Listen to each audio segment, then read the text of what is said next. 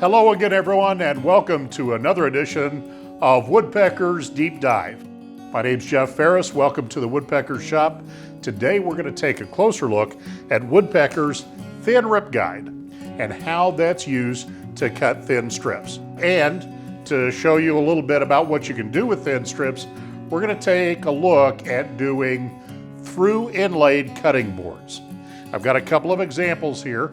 This one is by Will Gibbs, a guy that's brand new here at Woodpeckers, and he's a very talented woodworker.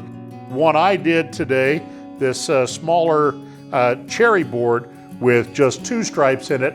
We're going to take a look at how I got there, and I'm going to show you step by step how to make a through-inlaid cutting board using the strips.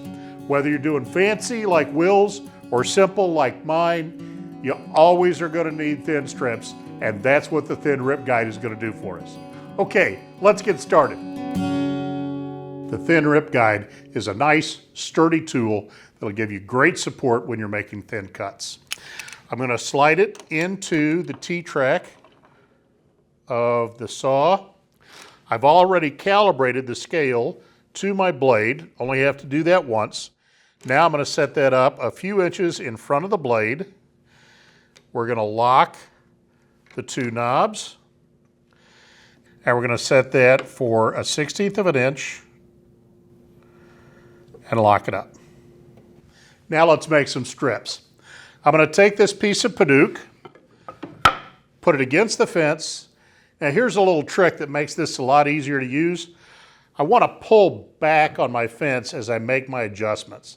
That way it's going to stay square. I'm going to bring that over until the stock just kisses the bearings on the ThinRip guide, lock it, and then I want to test it.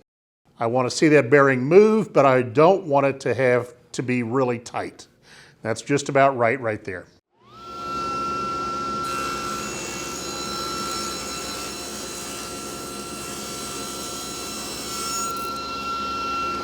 Now we'll just repeat.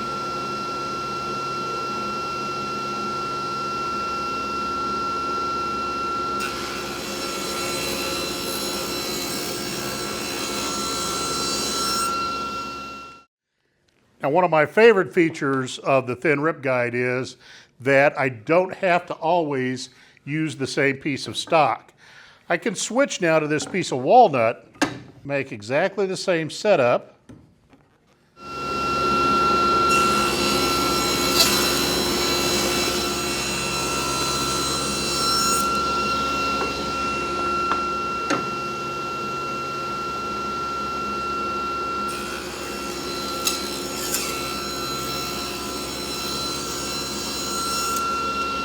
We can go back and forth between the 2 pieces of wood as many times as we want. It doesn't matter because we're working on the offcut side of the saw.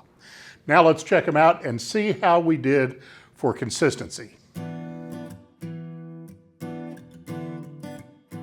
Grabbed a set of digital calipers here, and let's see what we have. 625, that happens to be exactly 1/16 of an inch. So one question that's come up a few times on social media and on our customer service line is, just how thin a strip can you make? Well, let's find out. We're going to take this and we're going to go from the 1/16 of an inch where we just made our strips. Let's take this down until that pointer is just off of the 0 point. So we're going to bring this up. I'm going to very carefully bring it up to the bearing.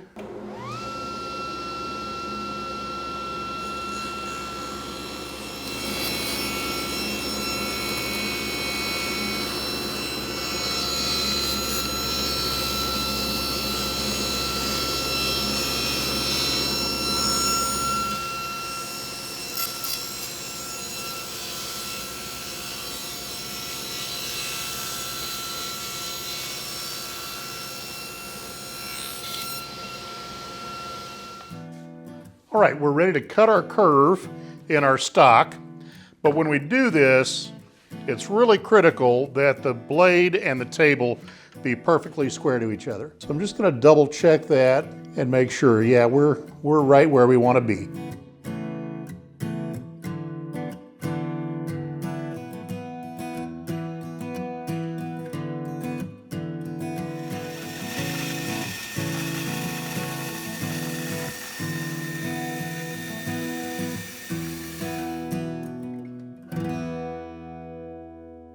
Now it's really easy to overdo this step, so you don't want to get carried away.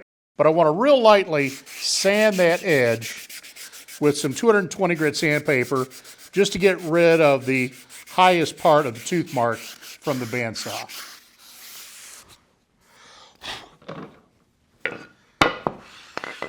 I got my sanding done without making a big gap between my two curves. So on this cutting board, we put a single piece of strip between the two halves of the board. And what I want to try with this one is something a little different. We're going to make a sandwich. We're going to put the piece of 16th inch thick Paduke between two pieces of 30 thousandths thick walnut. And then we'll put that in our groove. And let's do a little test here and see. Yeah, everything bends nice. All right, let's get it in the clamps. Now what we've done here is we've made the strips a little bit thicker than the main board material so that we are sanding some off of both sides. We don't have any place where it's below. When we go to clamp it up, that means this is going to be sticking out both top and bottom. So I made some clamping calls here where I just made a big wide gap with a dado blade so that my strip is going to fit somewhere in there. And if I'm doing multiples, they're all going to fit regardless of where it comes out. Now we need to get the clamps that we're going to use. Now we'll take our strips, slide them in the curve. Now we'll put a little bit of pressure on here just to start getting it close. Get our depth set, both top and bottom. Let's put some a little bit more serious clamps on here. The dry fit looks great. Let's go ahead and spread some glue and do this all over again.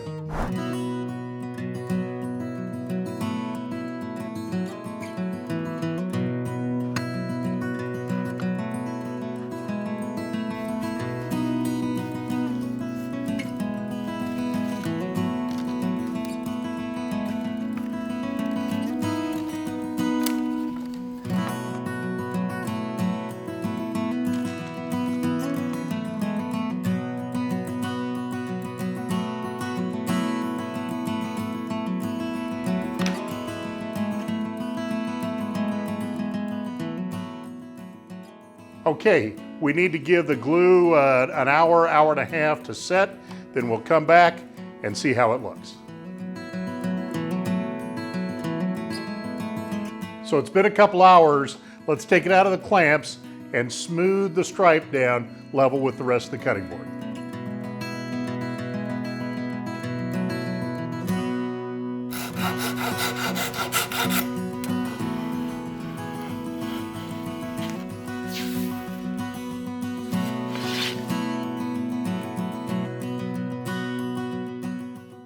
Looks really good.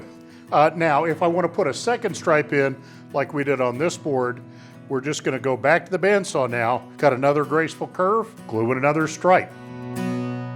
Hey folks, thanks so much for watching today. I hope you enjoyed our deep dive into the ThinRip guide and also into through-inlaid cutting boards. If you enjoyed the show today, be sure and give us a thumbs up. And if you haven't yet, please subscribe to our channel and hit that notification bell so you know about every one of our great videos right when they come out. And if you want to watch the product video on the ThinRip guide, there's a link for that right over here. If you'd like to go straight to the page on our website, there's a link down in the description. Thanks so much for watching. We'll see you next time on Woodpeckers Deep Dive.